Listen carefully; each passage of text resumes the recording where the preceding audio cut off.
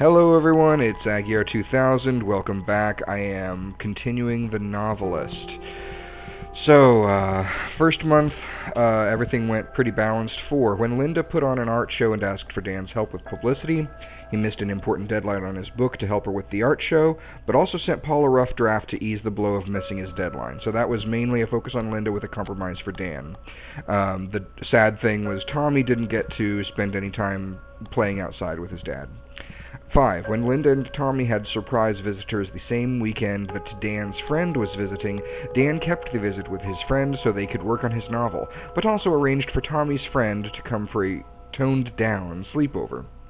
So that was a main focus on Dan with a compromise to Tommy, and the sad thing was that Linda wasn't able to host her parents, the Mears, when it seemed like they kind of might have needed to be with family for a little bit. Now we're coming up on 6, when Dan's drinking began helping his work but harming his family life. Oh, jeez. Well, let's see what we've got. Let's see the details on that. The bottle. Linda and Tommy were getting worried about Dan. Okay. Let's see. Okay. No one's here right now. Assembly time approximately 3 hours. Required tools: Phillips screwdriver, soft-faced hammer, half-inch wrench, socket recommended, 7/64 inch hex key. That's fun. Okay, gotta get back in the light before I do too much. Okay, there's a drawing over there I want to check out. It's probably a clue. Still no one here. Nope, that's not a clue. Oh. Ooh, that was too close. Oh, I see one on the door. Should have. Let me flicker. Oh my god, the light again. Chance. Come on. Whoa, it's messed up again. There we go. Town list. Go to library, out of books again. Check community board for babysitters. Swing by the Wild, new movie playing. Drop by Dr. Walker's, call ahead. Okay. Okay, so I got a Linda clue. It doesn't have that on the list. Okay, there's stuff in the kitchen.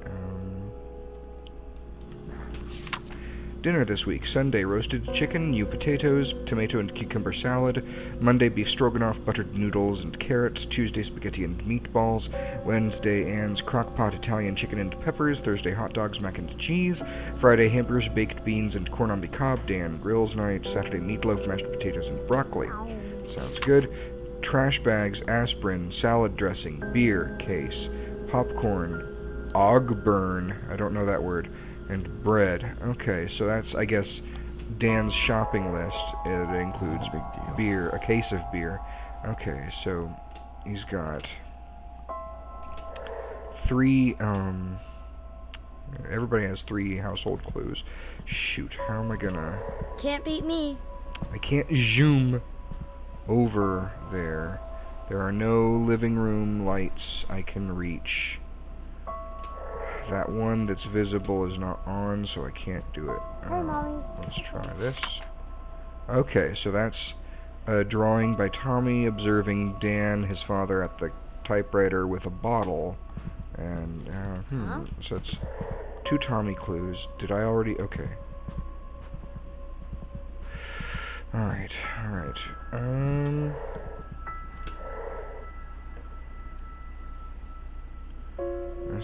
This room's empty for now. Let's see what's this. That is another drawing by Tommy of Dan looking with a pillow over his head in bed, I guess. That's all of Tommy's clues. I still need clues for Dan and Linda. What about this? Nope, that's old. Okay.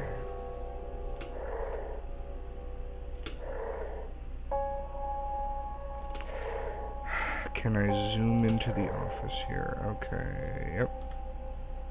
Alan, Hey man, this is gonna sound odd, but I could use some advice. I'm in hot water here because, well, I've been drinking more lately. Man, there's just no good way to write that.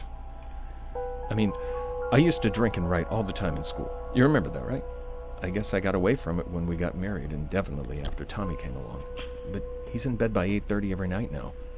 And let me be clear, I'm not blacking out or driving drunk. You know I'd never do something like that. I just have a few drinks while I'm working, safe and sound in the house. A writer who drinks isn't exactly unheard of. Wow, could I sound more defensive? But here's the hell of it. It's working. It's brought back that college hunger, that energy, and in the last week or two, the book's just singing. I don't even know what I'm asking here. Maybe I just wanted to start the conversation. If you get a chance, give me a call. Dan. So, I mean, I don't see the problem yet, because moderate drinking isn't a problem for a person with no other, health issues. For an adult male who's, who's younger than, like, 65, that's, like, 2 drinks a day should be fine. So that's the question I have, is how many drinks is a few drinks while he's working? Because if it's 1 or 2... then I don't see the problem with that. If it's more, then it might be adverse to his health if he does it regularly. And I don't yet see how it might be... Well, it seems impactful enough to... Write drunk, edit sober. Apparently Hemingway said that. Or maybe someone else did. It doesn't matter, because it's true. To write, you have to be fearless. You have to make choices and plow forward. Surprise the reader. Surprise yourself. Make something that matters, not something safe. What does drinking do? It suppresses inhibitions.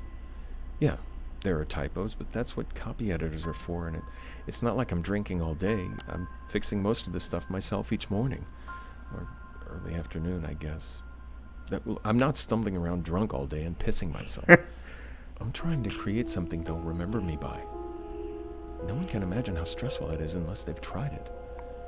The pressure's so bad I just want to give up sometimes. On those nights, a drink is the only way to turn my mind off and get some sleep.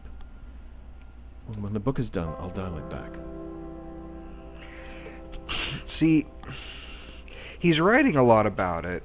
As hey, Mommy. Hey, honey. He himself pointed out that he seems to be acting defensive about it, which that by itself strikes me, because it's kind of like... If he uses that Hemingway quote one more time, pretty much every night he's either super focused on his novel or too drunk for us to spend a regular night together. That used to be our time.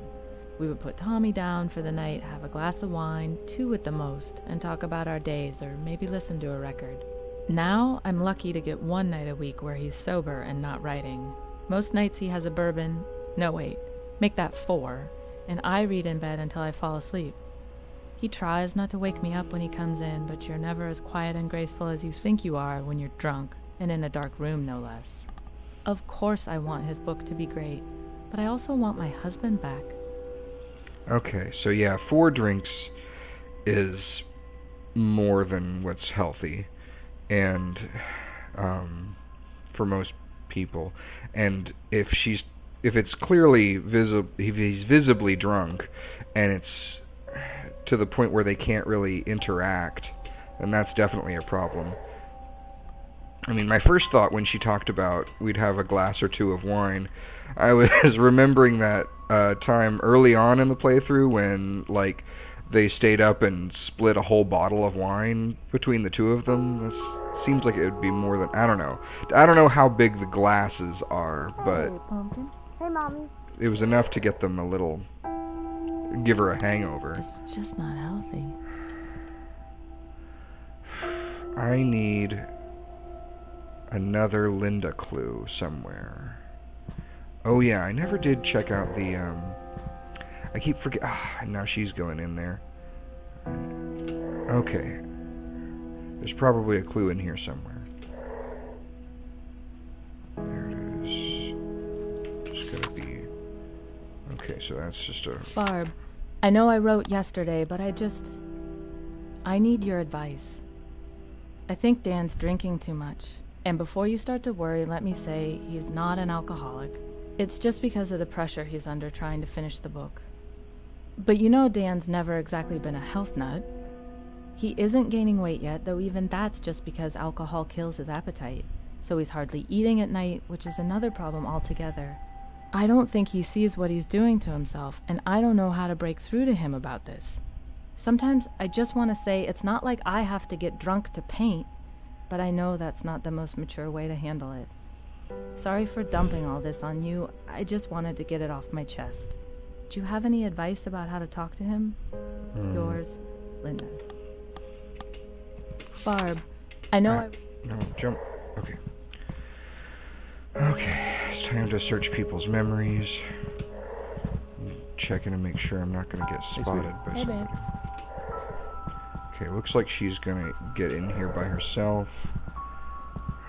Without Tommy or Dan, whatever. So I think I'll be okay. Let's see. I'm fine. Why don't you stop at 2? That is good advice. Stopping at 2. Mom tried to hide it, but I can tell when she's disappointed. I hate that they couldn't come, especially after they tried so hard to make time. Maybe if she'd called before they changed plans, it would have gone smoother. Yeah. It's impossible not to think about the rough patches Mom and Dad hit without thinking about Dan and me. I should bring that up to him and see what he says. He's mentioned their history before. I'd love to hear his answer when I make the comparison. Can he talk his way out of that one? I'm confused. What is he talking about? What is she talking about? Can he talk his way out of that one? It sounds like she's trying to confront him with something. Like she disagrees with him about something. But I really don't understand her point. I hate that I understand that she is disappointed that they couldn't come. And why does she want to compare her parents to herself and Dan? Like, I get that it might be a relevant comparison, but it seems like from the way she wrote this, she's trying to prove a point, and I don't see that point. He's mentioned their history before.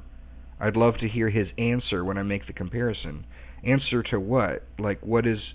Like, whether or not he agrees that it's a valid comparison? Because I guess things are going well with the Mears, right? I mean, her parents are still together. I mean, they haven't broken up yet, and they've hit rough patches, but they're still, they've made it work. So, if anything, that seems like a positive potential comparison. And if it's not, then I don't really see the benefit of bringing it up in, like, a confrontational way.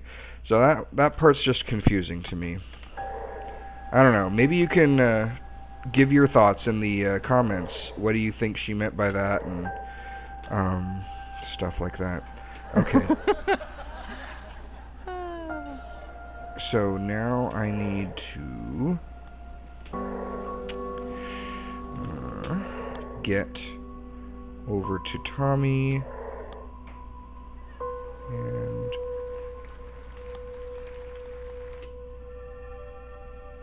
Oh, you know what? I think I just figured it out. Maybe her parents had a problem with alcohol. One or the other of her parents had a problem with alcohol, and maybe because I guess that's the main focus of this chapter is the alcohol. So I don't know. But then again, the first part of that letter was all about the fact that she was disappointed with the last chapter. So I don't know. I don't know. I look forward to reading your comments and hearing what you guess is the meaning of that. Okay. But he promised. If he doesn't do it, I'll help you, honey.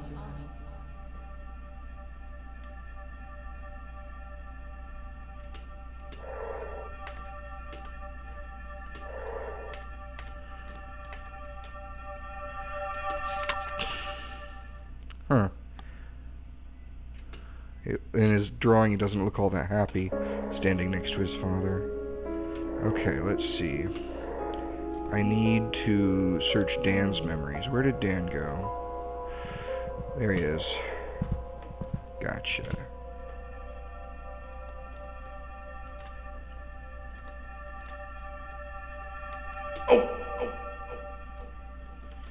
Huh. Yeah.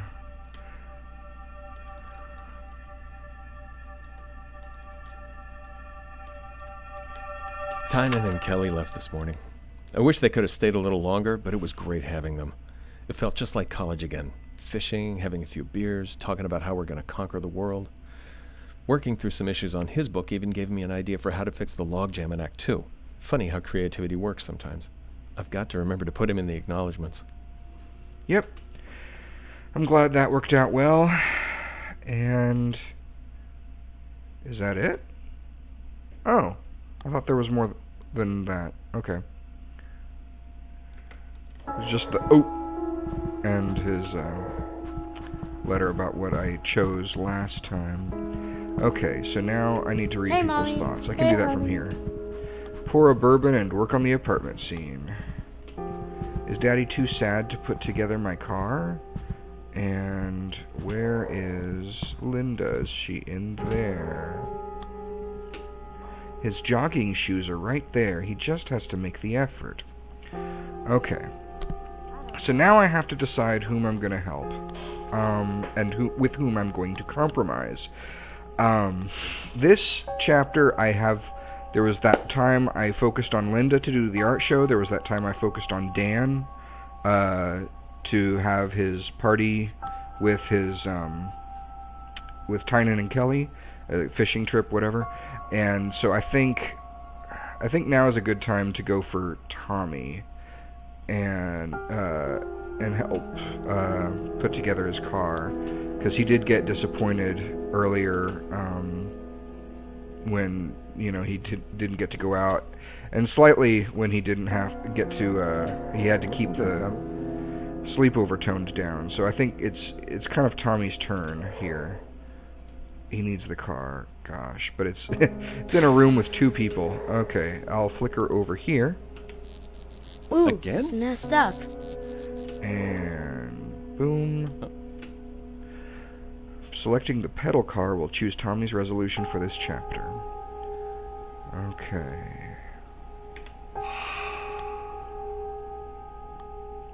Well, I'm glad that I didn't get spotted at all that time. I didn't make anyone even suspicious, let alone spooked. I think I've gotten better at handling that part. Okay, so if this is like last time, then I should be able to find some writings from previous decades. What is this? The Diary of K. Williams, May 8, 1952. Okay, so we went back again. The last one was from the 60s, I believe. Jay is gone and I am alone. That is the sum of it. No other thought enters my mind. Wed 38 years, now alone. Man, I'm not even 38 years old. I can't even imagine what that must feel like. A senseless accident has taken Jay from me. What I should do with myself I do not know. Money is no worry. Time. That is the thing. There is so much of it still ahead of me. I have been blessed with health, but that blessing is now a curse. It is nothing more than the curse of time alone without Jay. I attempt to look ahead, but cannot envision a path without Jay. For so long I had no need to imagine one. The children do not understand why I have come to this house alone, as they cannot understand my loss. That's terribly tragic. I just can't even imagine.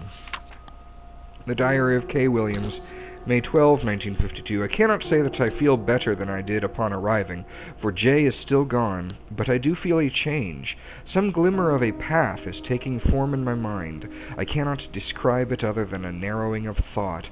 Perhaps time alone is to be thanked, or perhaps it is something else, something unknown.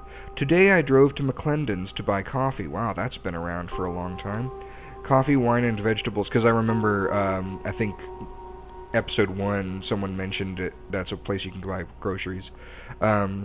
Today I drove to McClendon's to buy coffee, wine, and vegetables, although I was not due to run short of those for a few days more. I confess I went to hear human voices, to be around the living. I conversed with a pleasant couple, and it did me no small measure of good. My first words came out as a croak, and I realized I had not spoken in days. A small reminder of my solitary days here, alone with my thoughts, thinking of Jay, staring at the sea just over the cliff, though I must confess that my gaze always drifts from the sea to the edge of the cliff. So, yeah, I've got some thoughts on that. Absolutely being around people can be a huge help, and I used to be far more introverted than I am now, so it was very difficult for me to get out and be with people, and I could find it very draining, but sometimes just finding the right balance of people, like going to a quieter kind of place, like not like a dance club or a nightclub or a party, but going to maybe a coffee shop with one or two friends, and just or you know, a gaming night, and just being around people, even if I don't have to talk, but just being engaged with human interaction can be a huge help when loneliness is the problem. And yeah, and getting around to something, because I mean, I don't know what it's like to lose something that you've had for 38 years. I can't possibly. I'm not, like I said, I'm not 38 years old, let alone, anyway. So, but yeah, I can understand how it would be difficult to see a way forward, and that's where despair and depression set in, when you see no path forward. And so I think, you know, in a case like that, it's important to I mean, you can never forget what you've lost, and you shouldn't, but you need to live in the present and think about the future, not dwell on the past. So, you know, you have to find something to do. You gotta move forward, find a way you can be useful to someone else, work for someone else, you know, to make someone else's life better, and you know, that's what I would recommend. Serious stuff. And I'm guessing once again that it was the ghost that I play that was helping him get to that point. What am I even looking for? Oh, right. I need to figure out whose compromise I'm going to get. So I think it's kind of Linda's turn to get a compromise, because she was kind of upset about her parents not being able to come by, and at any rate, you know, getting those jogging shoes, you know, it doesn't mean, yeah, well, yeah. He needs to get that exercise. That's important. If it's, I mean, because that helps with a lot of things. It should help his focus, even. Where would his jogging shoes be? Not as much as before. Huh. His hair was all funny. Talking about his father getting unkempt. I don't want to select the bourbon. Where's his shoes? She said they were right here. Okay, this door. It said they were by the door, but I didn't see them by the front door. Selecting the running shoes will choose Linda's compromise for this chapter. Alright. Let's see what happened. But if it just was like with the one more night alone. I want to hear what it's under, what the... Like he doesn't even care. See, that's another reason for him to pick up the jogging shoes. To show Linda that at least he cares. I think I made the right decision. Dan had a moment of clarity when he saw Tommy's pedal car lying half-assembled on the floor, and realized that it had been a week since he'd done any work on it. He was ashamed that his constant hangovers had kept him from making his son happy, so he got to work and finished the pedal car the very next morning. Tommy was overjoyed, and he rode it in the yard for hours. That's good. That's really, really good. Shouldn't let something like that fall behind, that far behind. Some of Linda's message finally got through to Dan. He didn't like the idea of jogging, but he agreed to run 2 days a week. He didn't enjoy it, though. He was out of shape, and sometimes while running he got so stressed that he wasn't writing that he would cut his run short to get back to work. Jeez. Well, it's something, at least. Dan put all of the alcohol back in the kitchen cabinet and promised to stay dry on workdays, but he had a hard time focusing while he adjusted to writing sober again. He spent a couple of evenings staring at a blank piece of paper, and he never told anyone how hard it was not to sneak down to the kitchen for a drink those first few nights. Yeah, I think that's kind of the tough choice that needed to be made. As July came to an end, the Kaplans' lives had developed a pattern.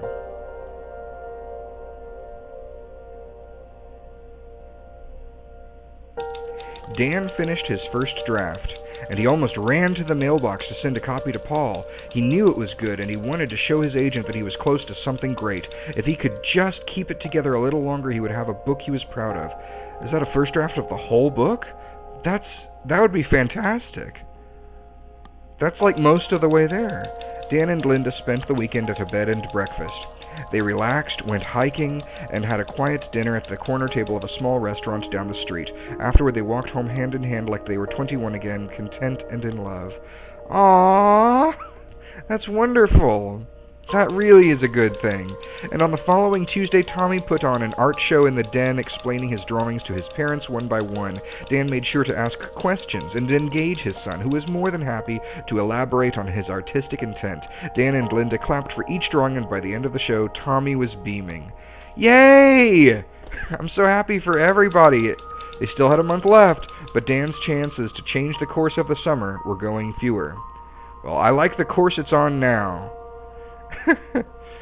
Oh, man. I'm always worried because there are all these needs. Oh, man. I feel really good about that one. Tell me what you think. What you think might have been, what you might have done in that situation. And I look forward to reading your comments and seeing your ratings. And, you know, as always, if you're not subscribed and you want to be notified when I continue, please go ahead and hit that subscribe button. And I look forward to seeing you all next time. Thank you so much, and have a great evening.